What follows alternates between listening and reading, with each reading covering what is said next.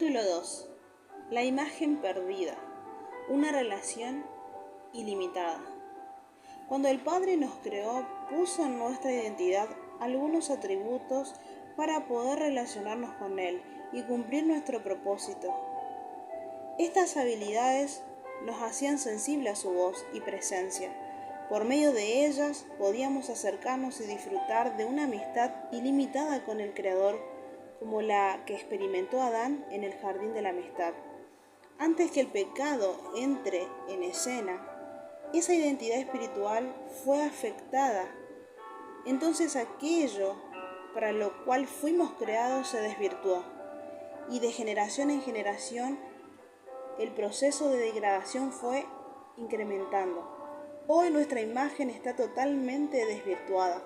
Nuestra capacidad para relacionarnos con Dios es ilimitada y la habilidad para cumplir nuestro propósito en la tierra está atrofiada. A medida que las generaciones pasaban, los hombres cambiaban cada vez más el servicio, all inclusive, por un servicio limitado de relación con Dios. Empezaron a perder la esencia y alejarse de su corazón, hasta que sin darse cuenta perdieron la sensibilidad. Cada vez era más difícil interactuar con el Creador. Este proceso fue degradándose por siglos. Cuando el hombre quiso reaccionar, un abismo los separaba. En esta condición se encuentra nuestra sociedad en cada nación hoy en día, separadas del Creador por un abismo.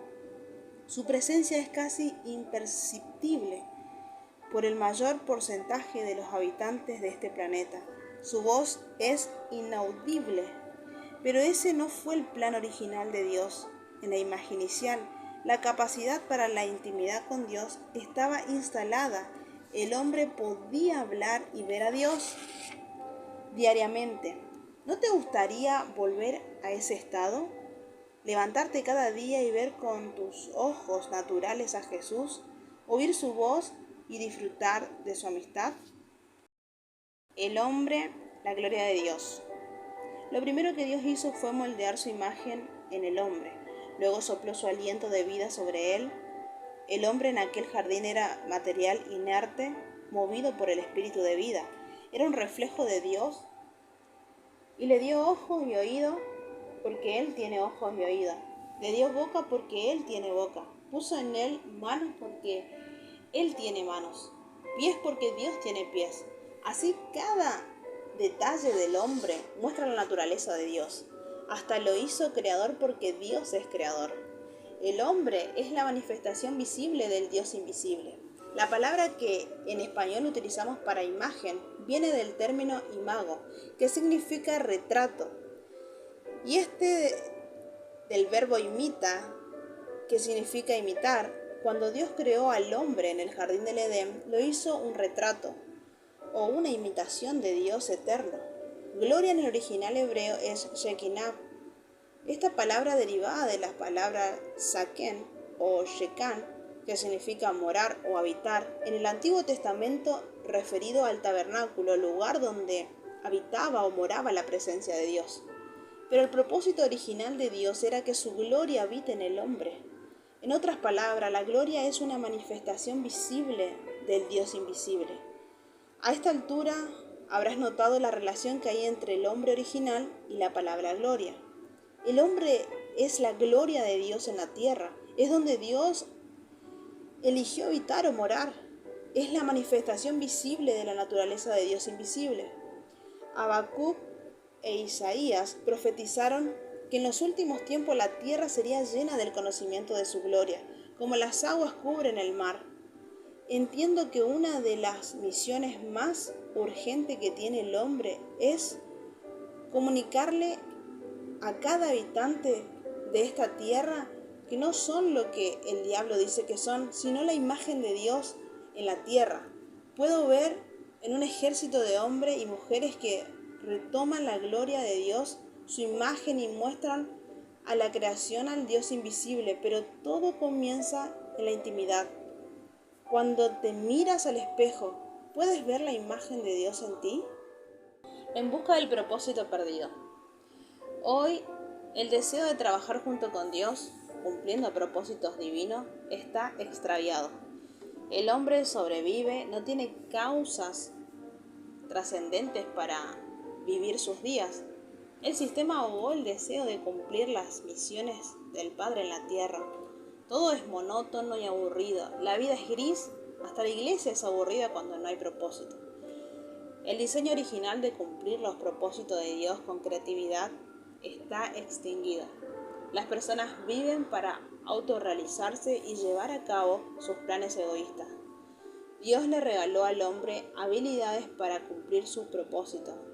Hoy esas habilidades divinas se usan para objetivos desvirtuados. Cuando se logran esos deseos perseguidos por años, las personas se sienten vacías. Nada los sacia.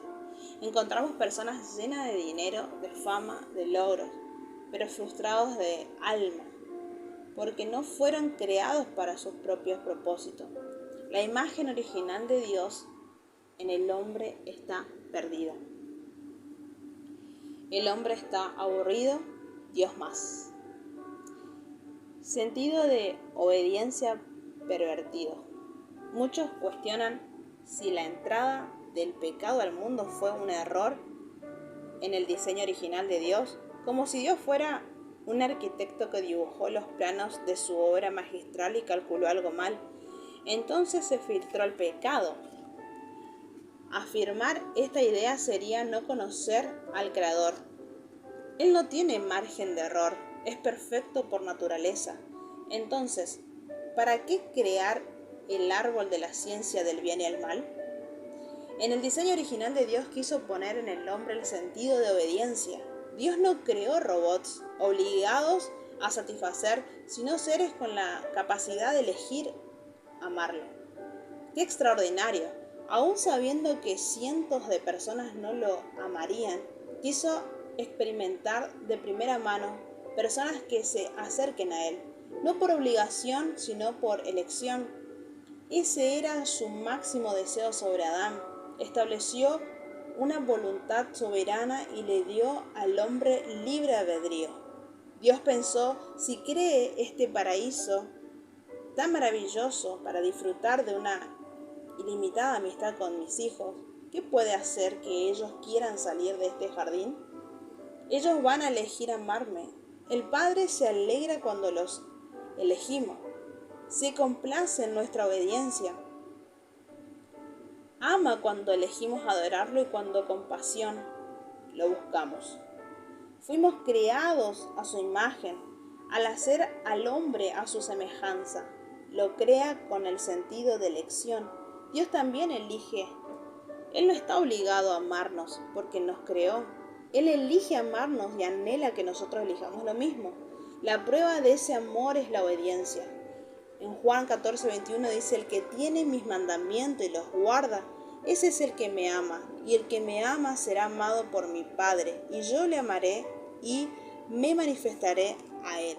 El jardín representa la decisión del hombre de elegir amar a Dios o no. El hombre necesita ver cada día ese árbol y darle diariamente a Dios la mayor muestra de su amor. Dios creó al hombre con sentido de obediencia. El hombre de elegirlo cada día profundiza nuestra relación con el Padre. Nuestra obediencia nos acerca a Él. Es una muestra de que Dios nos anhela, una relación estática, sino en crecimiento. Nuestra desobediencia nos aleja cada día un poco más del corazón del Creador. Entiendo que Dios sabía que ese árbol sería una prueba para Adán, pero era necesario para que la relación se crezca.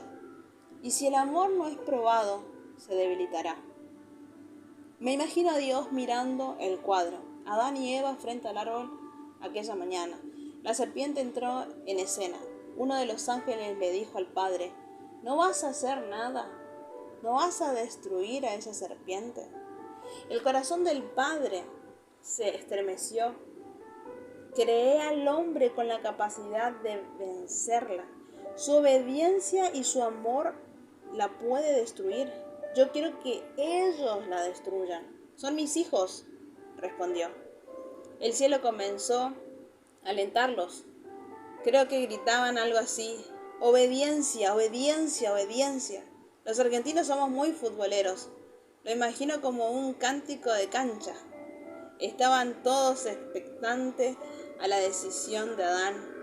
Una buena decisión haría crecer su relación de amor con Dios y destruiría al enemigo.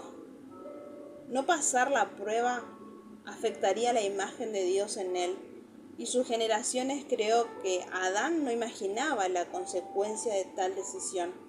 Al igual que nosotros hoy nos damos cuenta que como nuestro pecado afecta nuestra vida y nuestra generación, esa mañana hubo tristeza en el cielo.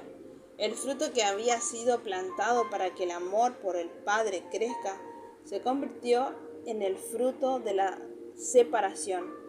Por las siguientes generaciones del cielo siguió esperando obediencia, pero la desilusión parecía acrecentarse. Cada vez era más común para el hombre elegir sus deseos que la voluntad de Dios. La obediencia es un elemento fundamental en nuestra comunión con el Creador. Nos acerca a Dios y destruye al enemigo. El Padre se deleita cuando los elegimos.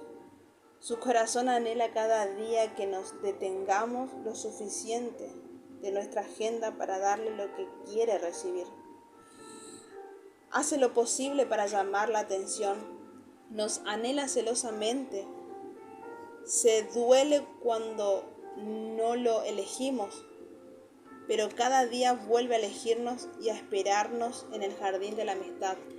Cuando merecemos condenación, Él vuelve a abrir las puertas de la misericordia. Sin embargo, el hombre eligió la independencia antes que la dependencia de Dios. Hoy lo sigue haciendo. Todos los días hombres y mujeres no pasan la prueba del árbol. Cada noche están un poco más lejos del corazón del Creador. Cambian paraísos por cementerios. En lugar de usar el sentido de obediencia para ser libres, se convierten en esclavos de sus deseos contrarios al anhelo de Dios. Fueron creados para volar, pero disfrutan arrastrarse. De generación en generación, la imagen de Dios en el hombre fue perdiéndose, y cada vez se hizo más difícil obedecer. El hombre se autodestruye con la desobediencia. Se mira al espejo y ve a un esclavo. El sentido de la obediencia fue afectado, y el hombre no hace nada para corregirlo. Pero Dios sí, el cielo sigue alentando. Pensamientos pasivos y emociones desvirtuadas. Por último, además de voluntad, Dios puso en el alma del hombre pensamientos y emociones. La mente es la fábrica de ideas más extraordinaria de la humanidad. Toda revolución, reforma o movimiento comienza con un pensamiento. El hombre fue creado para crear. Dios puso un potencial ilimitado en él. Una mente conforme a la de Dios hace del hombre un ser capaz de desarrollar planes que establezcan el reino invisible en el mundo invisible. Lo hace entrega completa, un creador original. Dios coloca en Adán la habilidad para formar pensamientos, bocetos invisibles que se materializa en diseños trascendentes. Como su mente era pura, el hombre pensaba bien y hasta entonces solo creaba pensamientos que lo acercaban al propósito de Dios. El hombre fue creado como un fiel reflejo de Dios que piensa y siente lo que hace bien. Jeremías 29:11, porque yo sé los pensamientos que tengo acerca de vosotros, dice Jehová, pensamiento de paz y no de mal, para daros a fin que esperéis. También Dios hizo del humano un ser emocional. Le otorga el regalo de las emociones.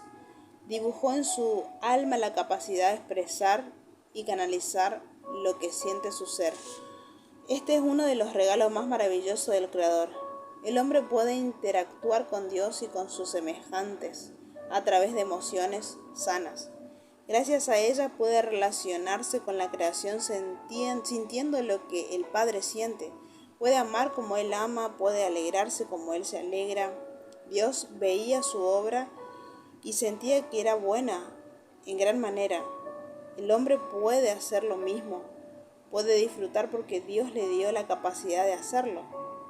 Sin emociones, la gloria del paraíso sería intangible para Adán, pero con ella él podía sentir el amor del Padre en cada detalle de su creación. Cuando la brisa soplaba sobre su rostro sentía paz. Cuando el calor de un amanecer acariciaba su piel, sentía protección. Se le erizaba la piel cuando escuchaba a las aves cantar. Contemplaba los colores de las flores y se maravillaba, se reía, corría, se desvestía. Las emociones lo hacían sensible a su creador. No solo podía verlo, también podía sentirlo. Dios podía comunicar plenamente con Adán porque el canal estaba limpio. La mente y la emoción estaban sanas. Cuando el pecado entró en escena, afectó los pensamientos y las emociones del hombre, los distorsionó. El pecado es como un virus en un programa de computación. Afecta el funcionamiento correcto, desvirtuándolos de su propósito original. El hombre no solo decide incorrectamente, sino que se llena de pensamientos erróneos y emociones enfermas. Piensa mal de Dios y peor de su prójimo. Se esconde, se avergüenza. El pecado trae una nueva sensación. En Génesis 3:7 dice: entonces fueron abiertos los ojos de ambos y conocieron que estaban desnudos. Entonces conocieron hojas de higuera y se hicieron delantales. Pensamientos de laxivias invadieron en su mente. La pureza desapareció, su sexualidad fue afectada, la programación original de la mente estaba funcionando mal. El virus del pecado comenzó a generar pensamientos destructivos. Por esta misma razón, el sistema de emociones se desequilibró y Adán comenzó a experimentar emociones desconocidas que lo alejaban de Dios. En Génesis 3:10 dice: oí tu voz en el huerto y tuve miedo porque estaba desnudo y me escondí. ¿Quién te enseñó que estabas desnudo? El padre, entristeciéndose, le estaba diciendo: no fuiste creado para sentir eso. En otras palabras, yo no te creé para que sientas vergüenza, para que sientas miedo. El pecado había desvirtuado las emociones y pensamientos de Adán. Hay que dejar en claro que el diablo no tiene poder creativo, no es creador, solo es desvirtuador. En este caso, las emociones correctas era el temor de Dios para obedecerlo y amarlo. El diablo lo desvirtuó en miedo, afectó su enfoque, cambió la pieza del lugar. Notemos en el siguiente lista cómo hoy nuestras emociones están desvirtuadas. Hay emociones creadas por Dios, que es el temor, reverencia, amor, alegría, placer, sexualidad, tristeza, ira. Emociones desvirtuadas: miedo, pánico, desenfreno pasional, celos, euforia, gula, glotonería, adicciones, inmoralidad, laxivia, depresión, odio, rencor, agresividad. Las emociones más comunes que hoy experimentamos pertenecen a la columna de emociones desvirtuadas y las degradaciones son peores en cada generación. Al afectar los pensamientos y las emociones, el hombre no puede sentir puramente a Dios. Filtra sus planes y caricias a través de sentimientos desvirtuados. Siente soledad, desconfianza, aún la tristeza y la ira, que son emociones dadas por Dios, que Jesús mismo experimentó, se convirtieron en depresión y raíces de amargura. Esto no solo obstruye su relación con Dios, sino con el prójimo. Estas emociones enfermas no les permiten relacionarse sanamente con otros. Su mente distorsionada lo neutraliza, lo somete a la pasividad. El hombre no se relaciona sanamente, no piensa. La imagen desvirtuada se multiplica. La provisión original de Dios al hombre en el jardín de la amistad fue otorgarle su misma imagen. Cada uno de esos atributos lo hacían un ser que cumple el propósito por el cual fue creado, trayendo gozo a su propio corazón y al de Dios. Pero como hemos notado, la imagen original que Dios puso en el hombre fue afectada. El código original se desvirtuó.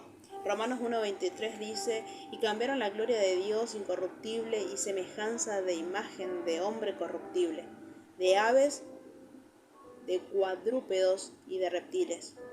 Uno de los hechos que más Me maravillas entender que Dios le dio al hombre sus atributos más poderosos, ser creador, y no solo el hombre puede crear vida, sino que puede hacerlo a su imagen y semejanza. Esta revelación me dio luz para entender por qué estamos como estamos. Génesis 5:3 dice: y vivió Adán 130 años y engendró un hijo, y a su semejanza, conforme a su imagen, y llamó su nombre Set. Adán crea a su imagen y semejanza. Dios compartió con él su mayor cualidad. El problema es que la imagen de Adán estaba afectada, su capacidad para la intimidad ilimitada había sido trabada por el pecado. El hombre no podía oír ni ver a Dios. Su potencial para la eternidad había sido sustituido por un deseo de lo temporal y una insensibilidad hacia lo espiritual. Su habilidad para cumplir propósitos divinos estaba desenfocada en una búsqueda egoísta de autorrealización.